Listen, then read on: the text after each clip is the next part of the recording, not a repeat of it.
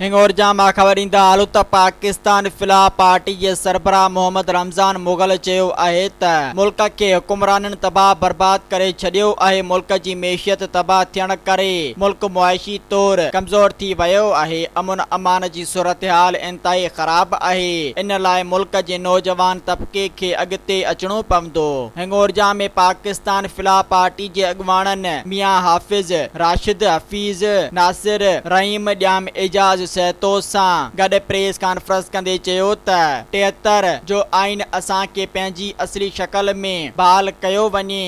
मुल्क जे आइन सां छेड़छाड़ पंहिंजे मफ़ादनि हासिल करण लाइ कई वञे थी। हिन चयो त बलोचिस्तान जे माण्हुनि सां ॻाल्हियूं थियण घुर्जनि। इन लाइ कोशिशूं मुल्की मफ़ाद लाइ हूंदियूं आहिनि। असांजी पार्टी मुल्क खे मुआशी तौर मुस्तहकिम करण जदोजहद करे रही आहे।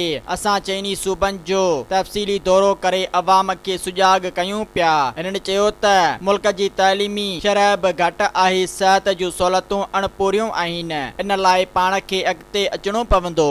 सब्सक्राइब कयो अवामी न्यूज़ HD खे ऐं ताज़ा तरीन ख़बरुनि लाइ ॾिसंदा रहो अवामी न्यूज़ HD।